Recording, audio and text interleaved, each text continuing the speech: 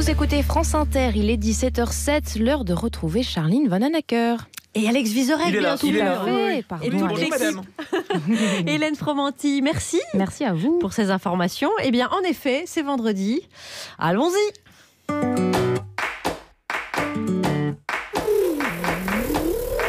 16h50 dans le studio de Par Jupiter. Charline, c'est la technique. Tu peux faire un essai de voix, s'il te plaît? Ouais, bien sûr. Ouais. 1, 2, 1, 2, 1, 2, mi bémol. Oui, encore un peu. Ouais, 3, 4. Ah, le petit vin blanc qu'on boit sous les... Si tu peux la faire sans chanter. Ouais. Ah bon, pourquoi? Ça dénature ta voix. C'est plus difficile à gérer à la console, en fait. Ouais. Non, mais pourquoi tu ris, toi? Parce qu'il est sympa, le réel. Hein. T'es sûr? Parce que moi, je trouve que ça permet de mesurer la beauté de mon petit grain de voix, non? Oui. Il est très sympa. Frédéric Fromet a qu'à bien se tenir quand tu chantes. Bah ouais, en plus on reçoit un slameur aujourd'hui. Ce soir sur France Inter, c'est l'heure du slam dans Par Jupiter. C'est bon, Charline. Ouais, c'est bon. Ça nous fait changer C'est d'air, bon, il a dit. qualité atmosphérique, vision apocalyptique. Oui, merci Charline. Ouais. Merci Charline, hein. On va laisser notre invité gérer le slam. Mais attends, on reçoit le slameur de France Inter quand même. Encore malade? Mais non, l'autre. Abdel Malik, bah l'autre. oui, ok, oui, ouais. Et il vient pour un roman. Ah bah voilà, donc t'es pas obligé de chanter. Ah bah, ça dépend, parce que je peux peut-être poser les questions en slam. Non. Abdel Malik, je trouve que votre livre est d'une qualité atmosphérique, vision apocalyptique. Je coupe le micro. Ah bon? Il y a vraiment des gens compétents dans le service public.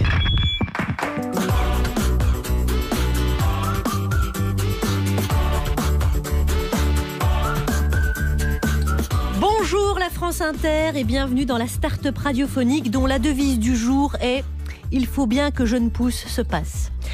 Et voici le menu de cette émission. À l'heure qu'il est, les profs sont en train de sortir de leur rentrée. Et parmi ceux qui font leur première rentrée, il y a des gens qui ont choisi de changer de carrière pour se lancer dans l'enseignement malgré le malaise dans l'éducation. Elle vous a dit, là, ta maîtresse, pourquoi elle faisait grève? Parce que c'est une fainéante qui veut travailler moins pour gagner plus. La musique plébiscitée par le plus grand nombre commence à plaire à nos élites. Voilà au moins une chose qui nous rassemble. La preuve, la Philharmonie de Paris a consacré une exposition à la musique qui fait danser la planète, l'électro. Alors, j'ai pas encore chanté de l'électro, tiens, ça m'est jamais arrivé. Non. Un petit morceau en mi, comme ça, mi. Bémol, bémol. Qu'est-ce que c'est qu'un bémol, tête de con?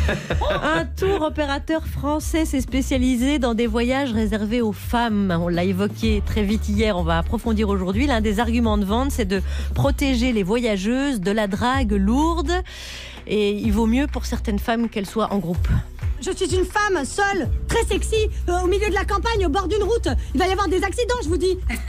Alex Vizorek, qui fait partie de la troupe aujourd'hui. Mais oui, pas des voyages féminins, mais de la troupe de Par Jupiter, la belle équipe du jour à 17h20. C'est une exclusivité. Celui qui est très demandé cette année, résultat, il a quitté Quotidien, mais il reste à bimensuel, c'est-à-dire la cadence avec nous. C'est Thomas VDB, bonjour. Bonjour. Bah oui, c'est moi. Bah oui. Je suis là. Alors j'imagine que vous allez me demander de quoi je vais parler. C'est exactement ce que je vais Eh faire. bien, comme vous le savez, cette semaine, Pince-moi et Greta Thunberg étaient sur un bateau.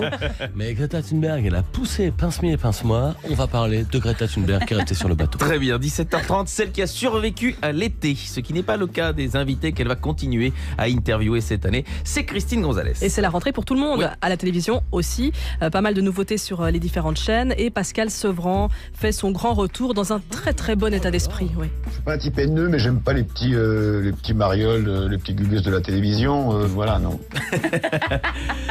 Et à 17h40, vous l'entendez rire, celle qui parvient à attraper des insolations en restant à l'intérieur, la Vierge Marie du coup de soleil, c'est Juliette Arnaud, bonjour. Alors non, c'était sous une tente. Ah, voilà, à l'intérieur. Bonjour Alex. Bonjour Juliette, de quoi on va parler? À votre avis, peut-être on reçoit du quelqu'un livre qui de écrit un livre, à votre avis. C'est votre boulot, ça.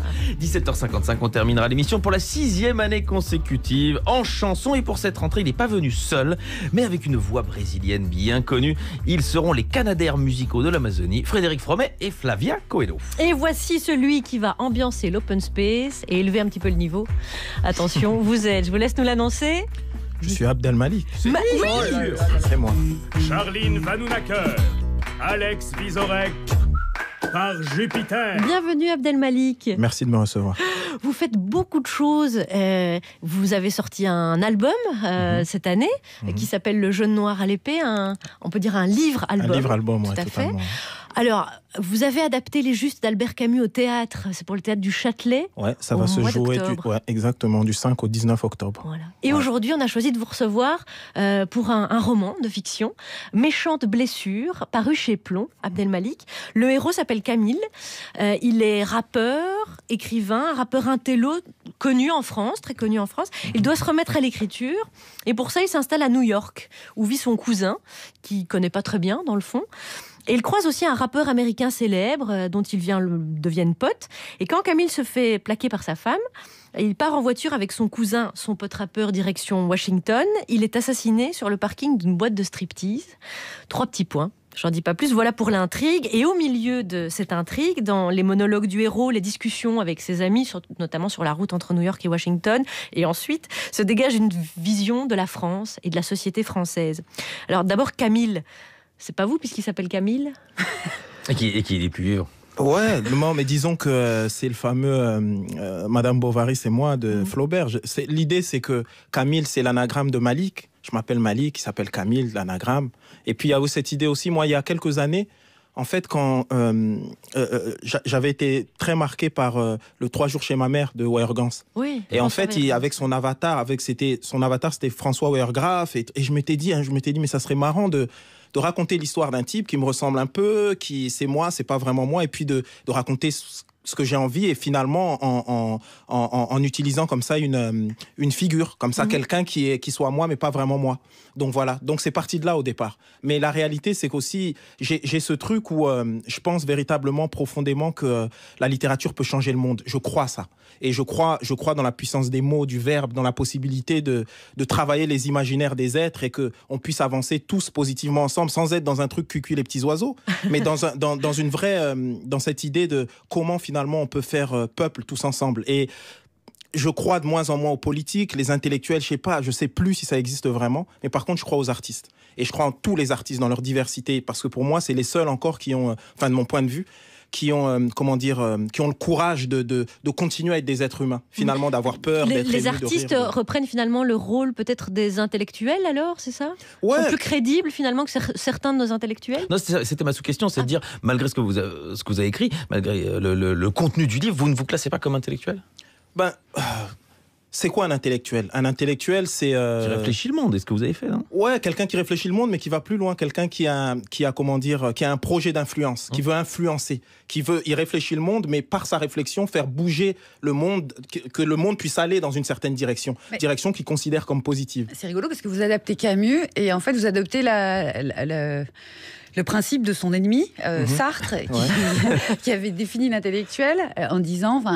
Une des définitions hyper simples qui est l'intellectuel, c'est le mec qui se mêle de ce qui ne le regarde pas. Disons que moi, le terme intellectuel, pour moi, il est un peu vague en réalité. Mais pour moi, l'artiste, ça signifie vraiment quelque chose. Et artiste, pour moi, inclut le fait d'être un intellectuel d'une certaine manière. Et donc, du coup, pour moi, ouais, je crois aux artistes. Je crois en ces gens qui sont capables de pleurer, d'être paradoxal, d'être dans la vie réellement, d'être dans l'empathie réellement. Et puis, la réalité, c'est que j'ai aussi eu envie véritablement d'écrire un livre spirituel aussi, de parler véritablement de spiritualité. Qu'est-ce que la spiritualité?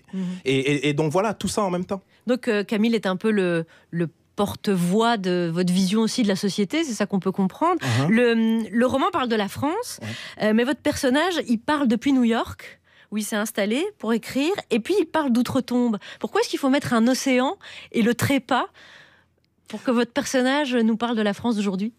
J'ai envie de dire... pour des raisons qui, de mon point de vue, sont assez évidentes. D'abord, le rapport à la finitude, quand on a conscience réellement, j'ai envie de dire, dans sa chair, qui a une fin, eh ben forcément, on agit différemment. Forcément, on voit le monde différemment. Forcément, son rapport aux êtres, aux choses, c'est différent. Cette notion de finitude, pour moi, elle est hyper importante. Donc, la notion d'outre-tombe, fatalement, ça joue par rapport à ça. Et le fait de l'éloignement, souvent, c'est en s'éloignant qu'on voit plus clair, d'une certaine manière. Et c'est vrai que le fait comme ça, d'aller à New York, d'aller ailleurs, mais pas vraiment ailleurs, parce qu'on est tous un peu américains, on le sait tous maintenant. Et le fait comme ça d'aller ailleurs et de mettre son pays en perspective, de mettre les valeurs de son pays en perspective, de mettre l'Europe en perspective, finalement le monde en perspective, et se dire, moi en tant qu'artiste, qu'est-ce que je peux faire? Est-ce que je peux faire bouger les choses? Voilà. Juliette? Alors il s'est passé quelque chose entre le moment où vous écrivez votre livre Méchante blessure et le moment où il sort, c'est que Toni Morrison est morte. Ouais. Et page 37, vous écrivez, vous parlez de... Camille est en train d'écouter une chanson de Mick Mill dans ses oreilles, à l'intérieur de lui, et il dit et aucun livre de Toni Morrison n'aurait pu me convaincre aussi puissamment de la légitimité de l'âme noire que cette chanson de Mick Mill. Alors, évidemment, vous ne pouviez pas prévoir qu'elle allait mourir cet été. Et je m'interrogeais là-dessus. Vous pensez que le rap, c'est plus costaud qu'un livre? En fait, ça le devient, ça l'est devenu parce que c'est une question de culture, en fait. C'est-à-dire qu'aujourd'hui, la culture du livre capable de nous bouleverser, de nous émouvoir, mais tous collectivement, c'est quelque chose qui diminue de plus en plus parce que... et c'est pas moi qui pose cette réflexion, cette question. Des gens... quelqu'un comme Jonathan Franzen a posé cette question en disant est-ce que à l'ère du rap, à l'heure des séries, à l'ère de tout, comment le roman reste pertinent? Comment les mots avec l'outil du roman, on continue à pouvoir dire véritablement des choses. Et j'ai l'impression, en tout cas concernant les gens de ma génération et les plus jeunes aujourd'hui aussi, c'est que le rap a un impact qui est réel. Mais l'impact du rap, de mon point de vue, c'est un impact littéraire. On pourrait en parler encore. Mais et on va d'ailleurs y revenir puisqu'on va aborder un sujet tout à l'heure dans l'émission sur nos élites qui commencent à goûter le rap. Et on verra pour quelle raison tout à l'heure. Abdelmalik est avec nous jusqu'à 18h. Son roman s'intitule Méchante blessure. Il est paru chez Plomb.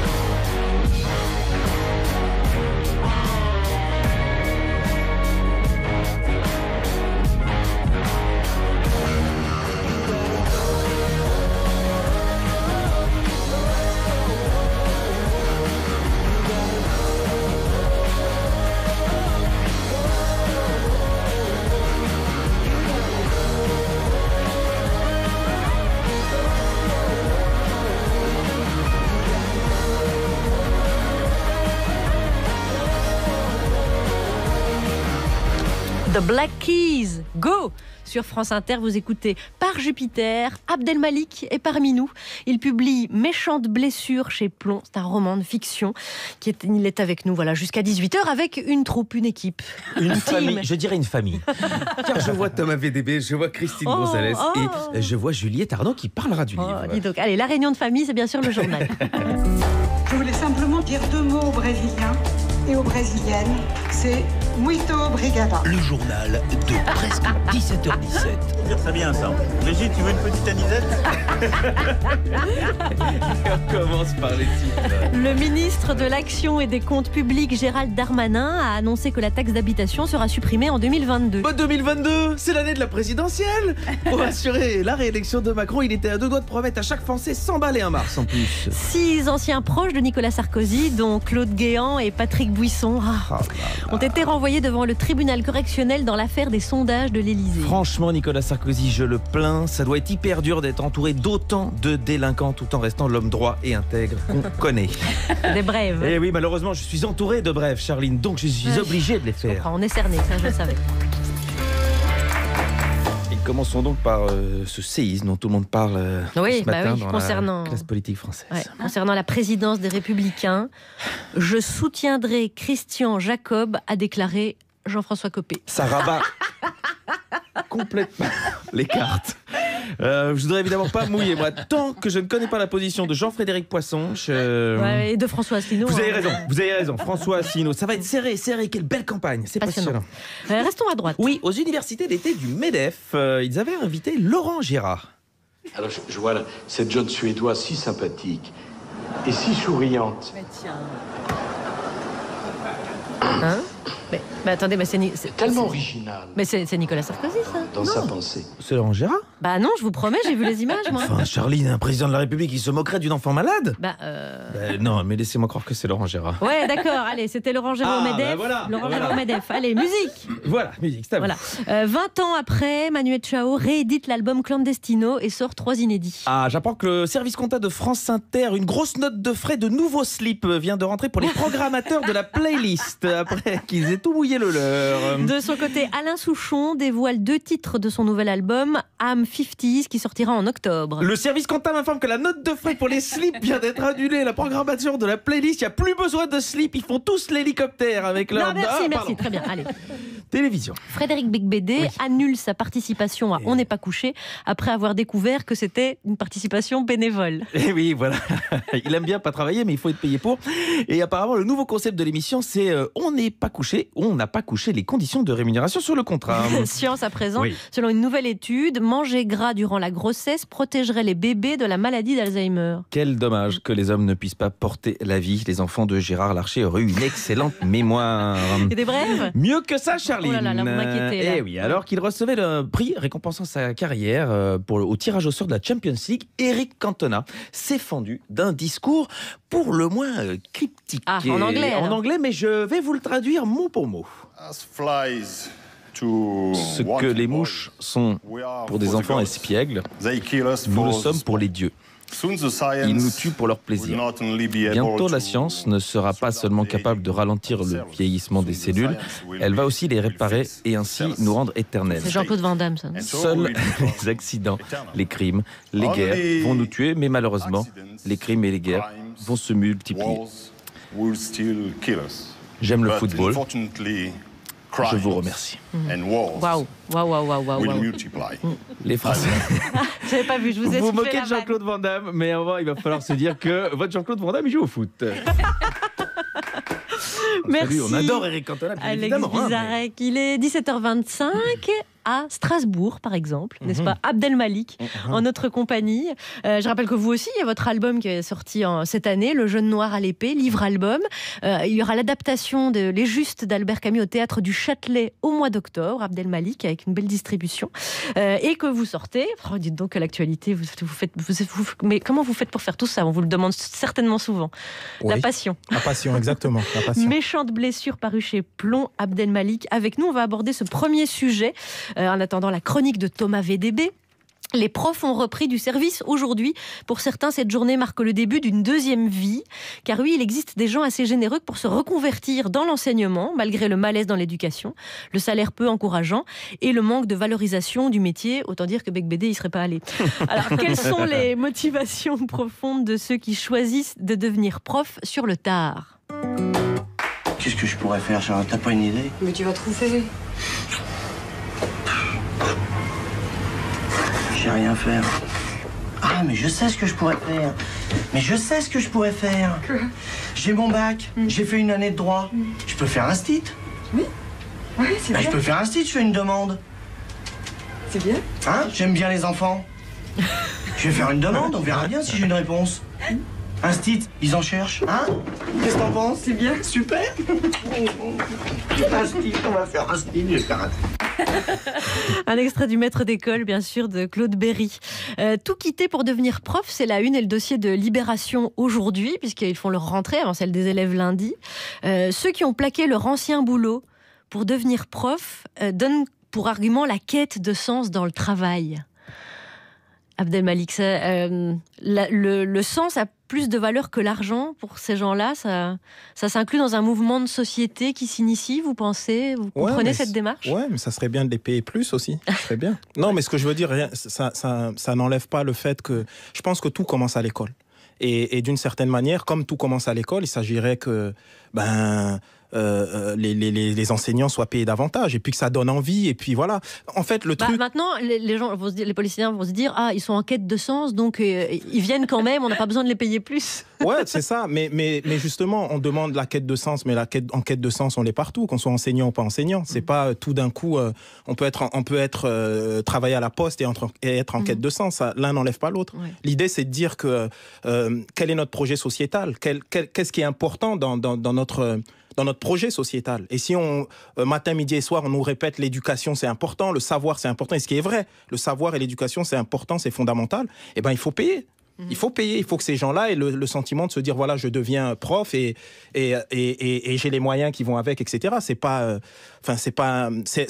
Ils méritent mieux, c'est ça? Ouais, ils méritent mieux. Et puis voilà, moi j'en parle comme ça un peu de cette manière parce que pour moi, je l'ai toujours dit et je le redirai jamais assez, les enseignants sont mes héros et sans les enseignants, je serais pas là aujourd'hui en train de vous parler. Ils ont changé, voilà, dans la quête de sens pour les enseignants, un prof peut changer une vie, vous en êtes la preuve. Ouais, mais un prof change une vie, tous. Je veux dire, après, il y a des histoires qui s'écrivent, j'ai envie de dire, comme ça, avec des marqueurs ou des gros, parce qu'on vient d'un milieu socio-culturel compliqué, etc. Mais vous aussi, l'enseignement a changé votre vie. Vous aussi, le fait d'avoir... moi, mes parents sont profs, donc voilà, vous voyez, ça a changé doublement votre vie. Voilà. Et donc voilà, c'est important. Et je pense que dans une société, on en parle, une société finalement où on valorise le fait d'avoir, on valorise la matière, et payons les enseignants plus. Voilà. Vous êtes dans la transmission quand on vous lit, quand on vous entend. Est-ce que c'est un métier qui aurait pu vous plaire, enseignant? Ouais. Ouais, j'ai énormément d'admiration pour les enseignants. Ouais, c'est un métier qui aurait pu me plaire, véritablement. Ouais. On aurait aimé avoir Abdelmalik comme prof. Plein de gens, bien sûr. On va tous apprendre quelque chose. Apparemment, la tirade de Cantona, c'était du roi Lyre.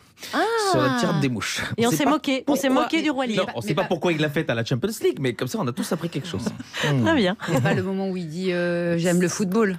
Non, ça, Shakespeare aimait bien, mais...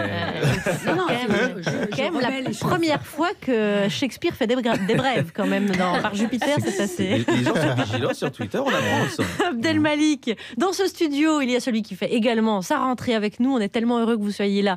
Une saison de plus encore, Thomas VDB. Eh oui.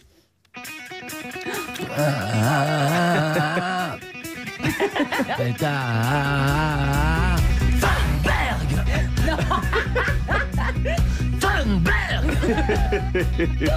sur son bateau. Ça y est, elle est arrivée à New York. Thunberg. Voilà. C'est joli. Elle est arrivée, bah oui, ça s'est travaillé, c'est peaufiné évidemment avec un prof de chant.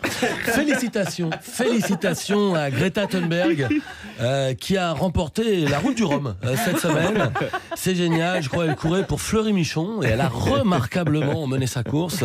Elle a vraiment su profiter d'un vent favorable qui lui a permis de coiffer au poteau littéralement Loïc Perron et tous les autres. Alors c'est vrai, elle est arrivée hier, il y a 2 jours à New York, Greta Thunberg, et c'est vrai que c'est bizarre parce que quand elle est arrivée, elle a fait un tweet un peu bizarre, comme je dis. Elle a tweeté comme ça: merci à tous ceux qui sont venus m'accueillir à New York.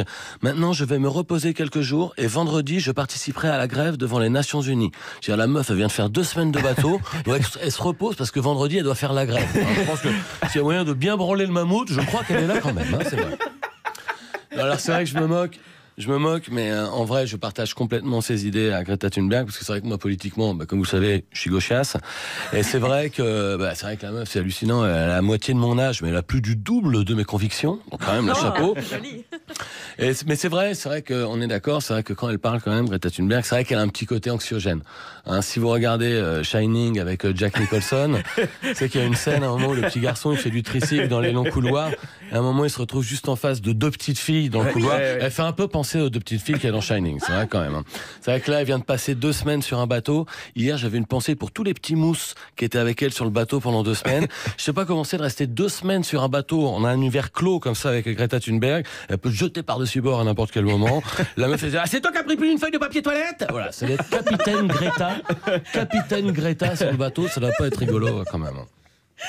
En tout cas, il y a une chose, c'est vrai qu'on peut dire quand même au sujet de Greta Thunberg, c'est qu'elle est quand même bien clivante. Ça, elle est clivante. Ça, elle clive. Hein. Ça, le matin, elle se lève, hop, elle va cliver vite fait. Ça, on aime ou on déteste, mais pour cliver, elle se donne. À 16 ans seulement, comme quoi il n'y a vraiment pas d'âge pour cliver. Il y a plein de gens qui ne l'aiment pas. Ça, c'est vrai. Il y a plein de gens. En général, j'ai remarqué, plus on aime les énergies fossiles et les hydrocarbures, moins on aime Greta Thunberg quand même. Par exemple, quelqu'un comme Pascal Praud, il n'est pas fanat de Greta Thunberg. Il paraît que dans son bureau, il joue aux fléchettes et il a mis une photo de Greta Thunberg sur la cible. Hein. Donc il fait PAM dans le front de Greta. Bon, voilà, il y a des gens qui ne l'aiment tellement pas qu'hier, il y a carrément des gens qui ont lancé le hashtag RIP Greta Thunberg pour faire croire qu'elle était morte. Et c'est vrai que faire croire que quelqu'un est mort, c'est toujours une bonne blague quand même. Que je peux dire, ta grand-mère, elle est morte. Je déconne. Voilà, c'est quand même forcément des torrents de rigolade à chaque fois.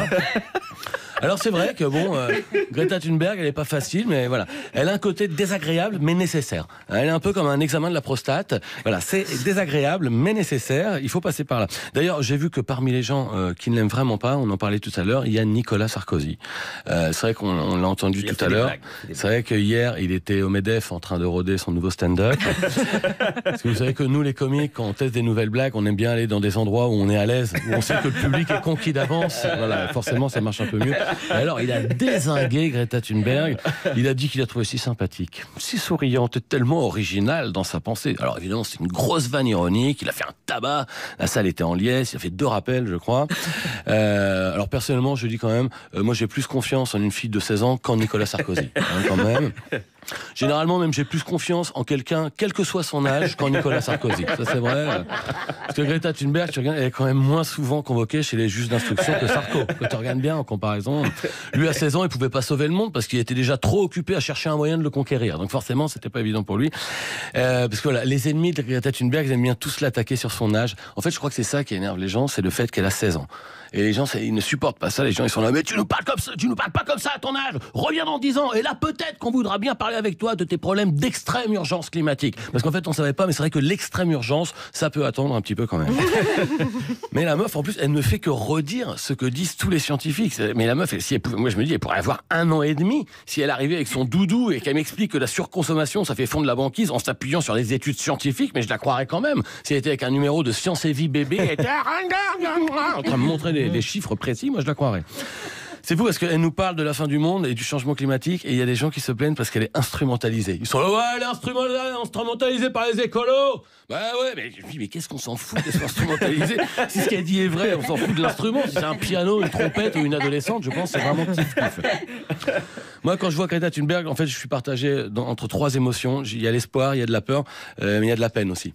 Parce qu'évidemment, ça fait de la peine. La fille, quand même, elle sacrifie sa jeunesse pour se taper des réunions à l'ONU bien lourdingues, des trucs de parlement, des séances au parlement. Je lui dis, c'est pas une vie, jamais une partie de flipper, jamais un concert de Rihanna, jamais une sortie en boîte. Tout ça pour qu'au final, elle se fasse rabaisser par Sarkozy qui se fout de sa gueule. Je trouve ça un petit peu triste.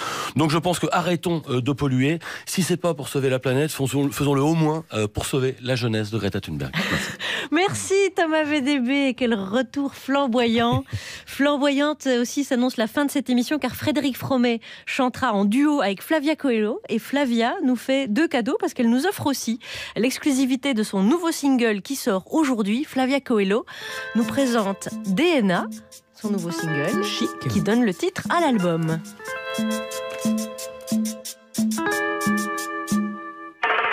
De noite e de dia você sempre se pergunta. Quero uma resposta correta, bem mais profunda. A definição da verdadeira identidade. De onde vem a tal da sua singularidade.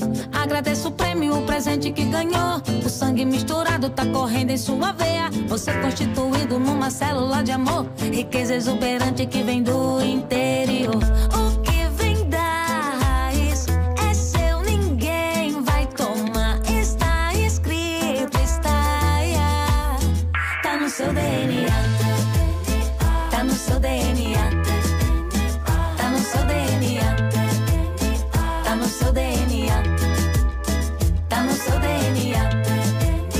Tá no seu DNA. Tá no seu DNA.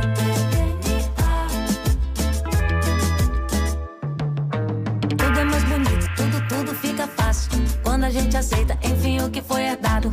A conexão com cada semelhante.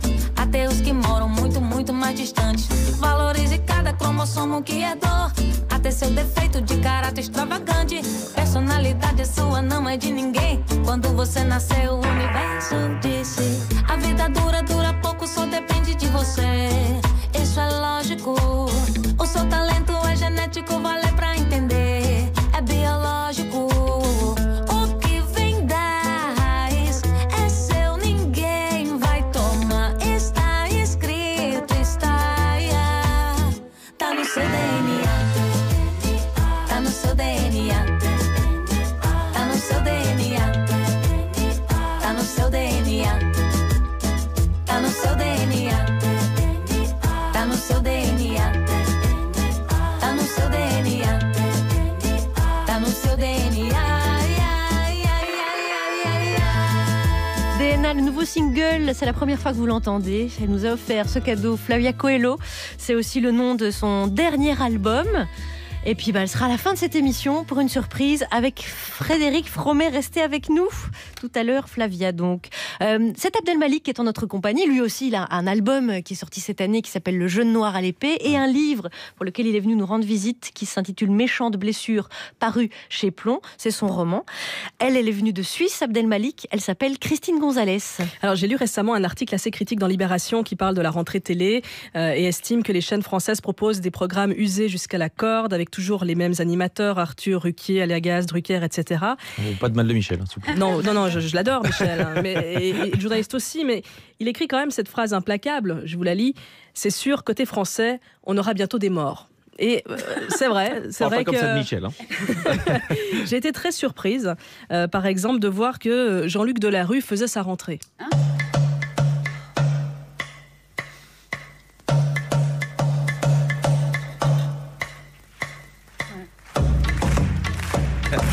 Le retour de Ça se discute le mercredi soir sur France 2 avec des thèmes aussi divers que l'amour est-il plus fort que l'interdit, j'ai 9 ans et je suis dépressif, ou encore j'avais du mal à canaliser ma violence alors j'ai écrit quelques articles négationnistes. Jean-Luc Delarue, quel plaisir de vous rencontrer. Non mais là j'étais à la conférence de presse de France Télévisions, c'est vrai que je vois bien dans les yeux des gens quoi. Ceux qui sont contents de me voir, ceux qui se disent il est encore là lui, ceux qui se disent mais c'est un revenant, ceux qui se disent je suis content de le voir. Et voilà. Ouais, et vous pensez pouvoir rehausser les audiences du mercredi soir? Don't be afraid to fail, be afraid not to try. C'est une phrase de Michael Jordan, ça veut dire n'ayez pas peur d'échouer, ayez plutôt peur de ne pas essayer. Merci Jean-Luc. Un petit tour maintenant sur la grille des programmes de TF1. Le matin, Téléshopping bien sûr.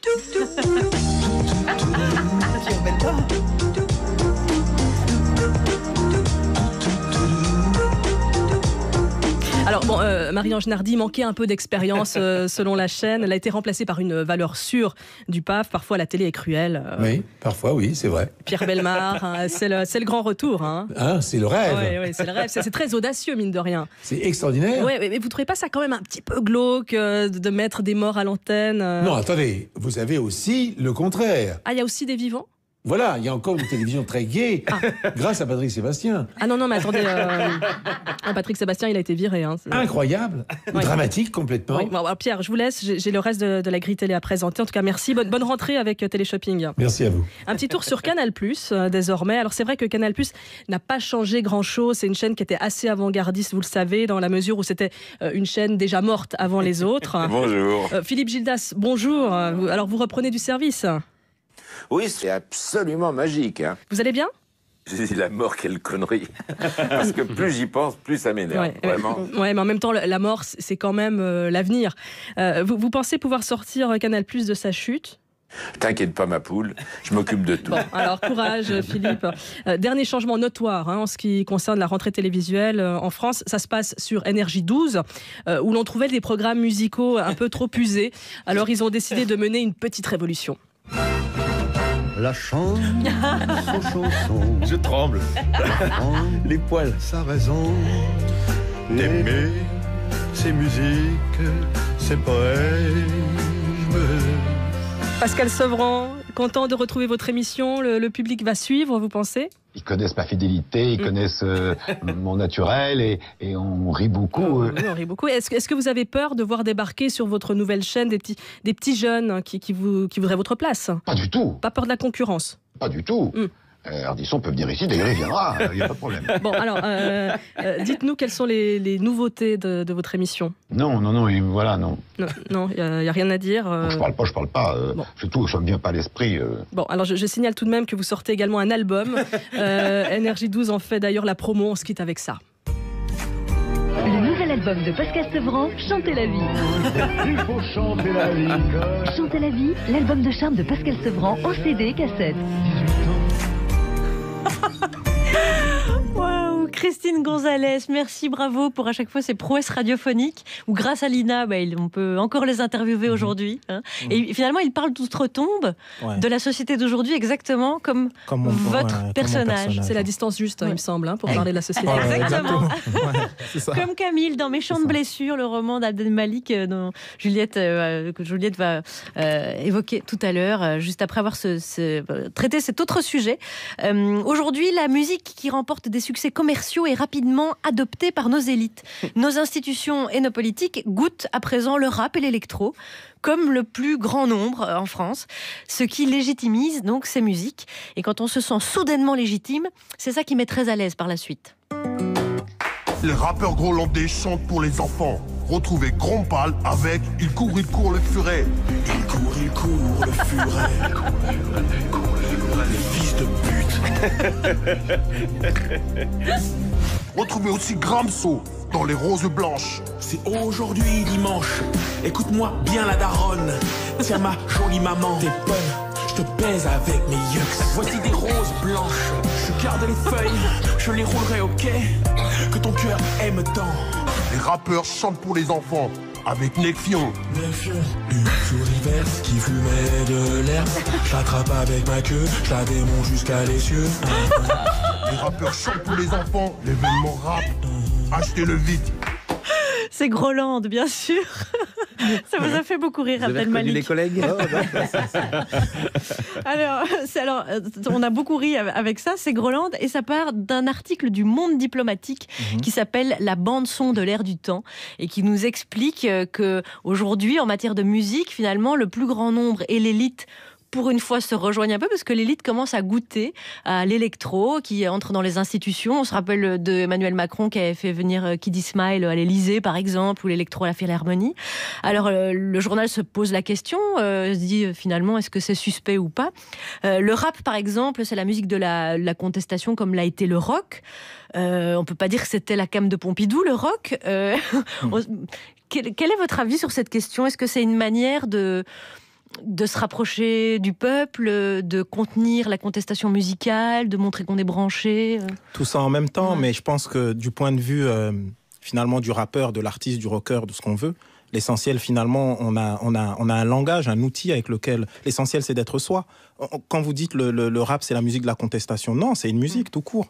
Il y a certaines personnes qui contestent, d'autres non, etc., etc. Je pense que c'est important de toujours tout faire pour casser les ghettos.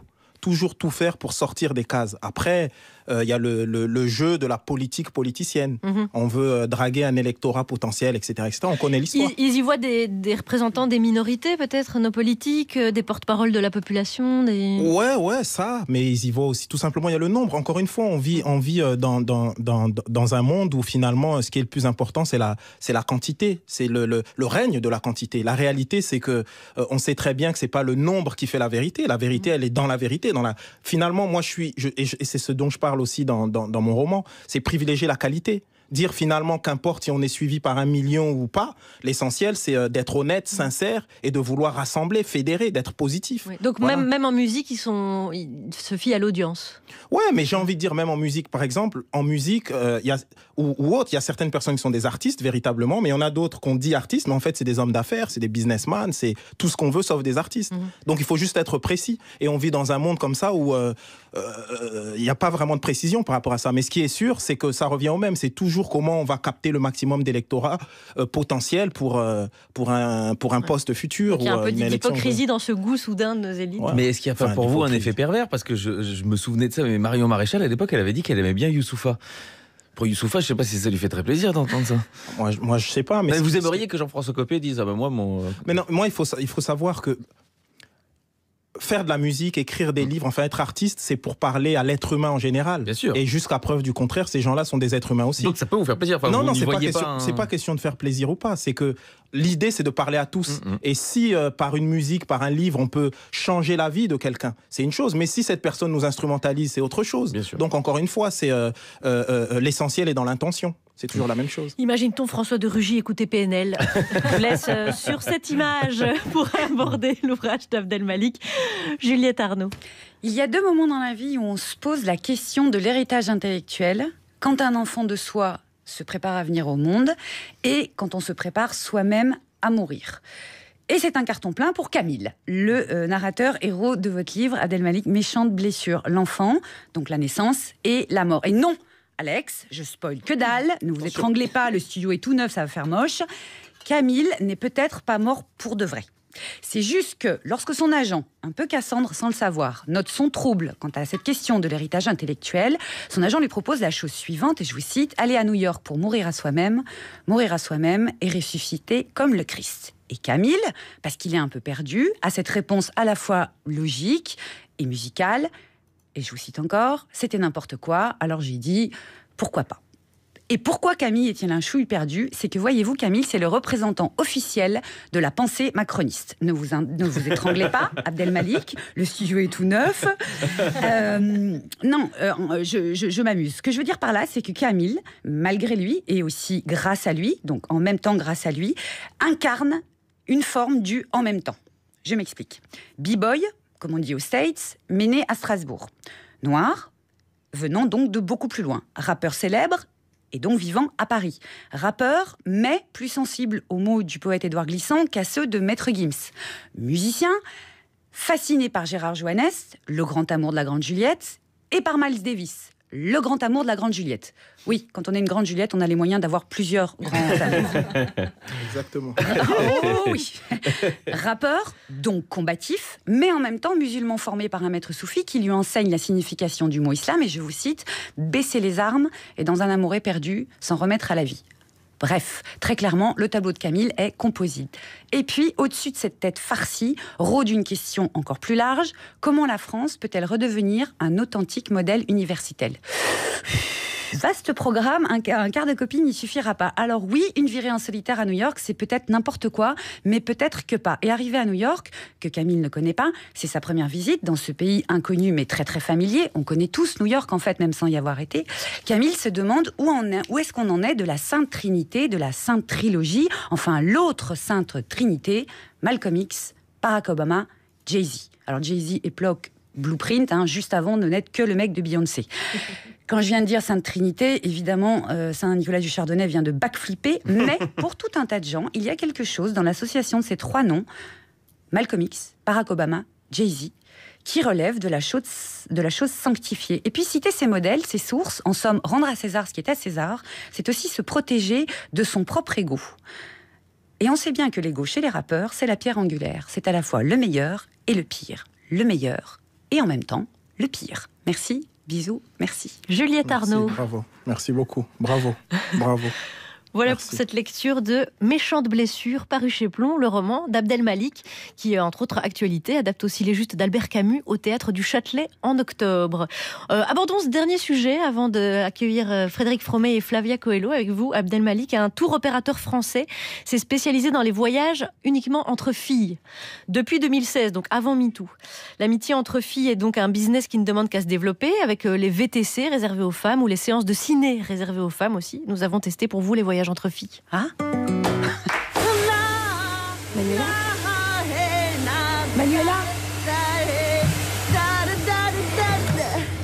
Excuse-moi, mais je dors. Est-ce que tu pourrais éviter le bruit du sèche-cheveux en pleine journée? Mais bien sûr. Bah, ce que tu feras, tu me fileras ton planning, comme ça je calerai mes brushings en fonction de tes siestes. Mais il a moi ses cheveux en plus. Bah, et dans la salle de bain, tu prêtes pas tes affaires? C'est un extrait de Adopte un veuf, le film de François de Zania. C'est un article paru dans le dernier numéro du JDD.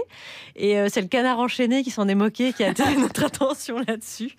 Donc on sait déjà qu'il y a des VTC réservés aux femmes. Maintenant, il y a des vacances réservées aux femmes. Il y a même une île en Finlande réservée aux femmes. Ça a commencé un peu avant MeToo, évidemment. Ça a accéléré les choses. De quel œil vous voyez ça, vous, Abdel Malik? Vous vous dites, elles ont raison, elles ont besoin d'être protégées. Qu'est-ce qui se passe? On est en train de faire une espèce d'apartheid des sexes. Ouais, je trouve que c'est un peu triste en même temps. Parce que ça veut dire qu'on est allé tellement loin qu'on se dit, pour se protéger, il faut faire ça. Il y a quelque chose qui est de l'ordre de la culture et de l'éducation. C'est-à-dire comment on n'arrive pas, j'ai envie de dire, on arrive à tel point qu'on est obligé de se séparer les uns les autres pour se protéger. Et c'est réel. C'est un radicalisme, finalement. Ouais, et puis c'est triste, mais c'est aussi une acceptation. C'est aussi le fait de baisser les bras. Mais en même temps, voilà, on sécurise, il faut sécuriser. Voilà, on est dans un truc double pour le coup, mais je trouve ça triste. Mais peut-être que c'est pas juste pour la sécurité, peut-être que c'est aussi pour être sûr que tout le monde va vraiment faire la vaisselle. J'aurais pas osé la faire, celle-là. Non, je pense beaucoup à mes vacances. Je suis d'accord. Je laisse ça là. Abdel Malik, vous avez une paire de féminité?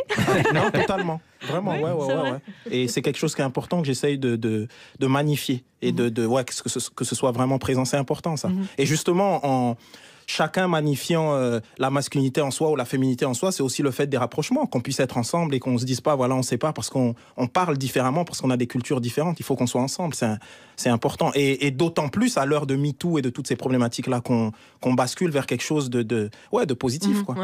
Oui, l'argumentaire de vente, parce que c'est un marché finalement. C'est le marketing. C'est un business. C'est de dire, on sera pas dans l'obligation d'être dans le rapport de séduction. Je vous cite ce qui est écrit dans l'article. On peut peut-être éviter les vannes lourdes. Il faut donc être sûr de la sexualité de toutes les femmes dans l'autobus. Parce que moi, Et puis le problème aussi, c'est que tout est business en fait. Ouais. C'est-à-dire finalement, c'est même pas nous, on pense en bien, disons, mais eux, il y a tout un business derrière. Je trouve c'est voilà, c'est toujours. C'est toute l'ambiguïté de ces choses-là, de la fameuse récupération du capitalisme. Mais moi, je suis géo sur les vacances, donc je. Alex Vizorek. Oui. Dans cette émission avec Abdel Malik, il y a du chant. Il y a du monde. C'est pas qu'on a un chanteur, c'est qu'on a un groupe aujourd'hui. Frédéric Fromet, de quoi allez-vous nous chanter et avec qui? Eh bien, pour évoquer le Brésil et Bolsonaro, devinez quoi? J'ai invité une vraie chanteuse brésilienne. Qu'est-ce qu'il fait? Qu'est-ce qu'il a? Qui c'est celui-là? Complètement facho, ce mec-là. Complètement fada. Il n'aime pas les noirs, ce type-là. Qu'est-ce qu'il fait? Qu'est-ce qu'il a? Faut voir comment il traite les nanas. Il n'aime pas les pédés, ce gars-là. Et il est fier d'être comme ça. Qu'est-ce qu'il fait? Qu'est-ce qu'il a? Qui c'est celui-là? Il est pour le port d'armes, ce mec-là. Comme aux USA. Il a bu trop de caipirinha. Qu'est-ce qu'il fait? Qu'est-ce qu'il a? Il en a rien à foutre du climat. Comme on dit au Brésil, il s'en va. C'est pas une blague, il a dit de moins faire caca. Plutôt que de mépriser les peuples indigènes, les gauchistes, les écolos et les bouffeurs de graines, on se comprend qu'il ne faut pas cramer l'Amazonie, mais par exemple l'agrobusiness, la pétrochimie. Qu'est-ce qu'il fait? Qu'est-ce qu'il a? Qui c'est celui-là? Complètement barjot, ce mec-là. Rien dans la cabeza. Un vrai militaire, ce type-là. Qu'est-ce qu'il fait, qu'est-ce qu'il a? Sexiste et ordurier, c'est pourquoi il pourrait chroniquer ce gars-là. Chez Cyril Hanouna, qu'est-ce qu'il fait, qu'est-ce qu'il a? Qui c'est celui-là? Complètement dingo ce mec-là. Et il est chef d'État. Mais il est catholique, donc ça va. Qu'est-ce qu'il fait, qu'est-ce qu'il a? Avec Brigitte Macron, oulala. Je suis désolée, hein. Il pourrait pas écrire dans le gala. Ni Voici, ni Closer, France Dimanche, Paris Match. Voilà ce qui se produit quand on bat 3-0. Le Brésil, on se fait tacler par Bolsonaro, qui a une grande bouche comme le chef Raoni. Sauf que Bolsonaro s'en sert pour dire que des conneries. Qu'est-ce qu'il fait, qu'est-ce qu'il a, qui c'est celui-là? Complètement cinglé ce mec-là. Pas du tout Flavia. Et oui, l'extrême droite, c'est comme ça. Le Pen, etc. Qu'est-ce qu'il fait, qu'est-ce qu'il a quand il s'en ira? On le regrettera pas. Non, non, non. Bravo, merci infiniment. Merci. Flavia Coelho, Frédéric Fromet, accompagné par Victor Vague. Merci infiniment, Flavia Coelho. Flavia, donc votre nouvel album s'appelle DNA. Il est disponible. Il sort le 18 octobre prochain. Oh, très bien. Bientôt disponible. Ah ouais, tout à fait.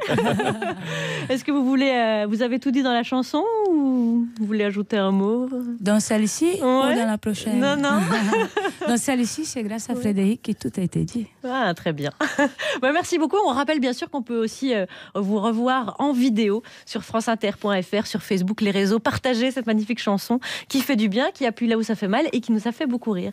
Merci. Flavia. Flavia, c'est la famille. Flavia Coelho avec nous, Victor et Frédéric. Abdelmalik, un grand merci d'avoir passé cette heure avec nous. C'était un plaisir. Je rappelle votre actualité. Il y a bien sûr votre album Le Jeune Noir à l'épée qui est toujours disponible. Vous êtes venu nous parler de votre roman Méchante blessure paru chez Plomb. Et puis pour ceux qui peuvent venir à Paris au Théâtre du Châtelet en octobre, l'adaptation de Les Justes d'Albert Camus, adaptation par Abdelmalik.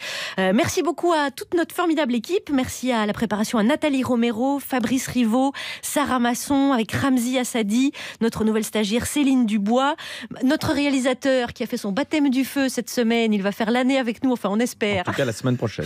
Bienvenue à toi François Audouin. Merci à Gilles Gaillard à la technique.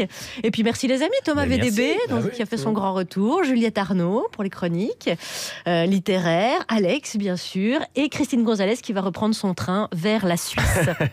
Merci les amis, bon week-end. À lundi, nous passerons 1 heure en compagnie de Vincent Elbaz. Vincent, tu vas pas faire ça, tu nous fais marcher, hein?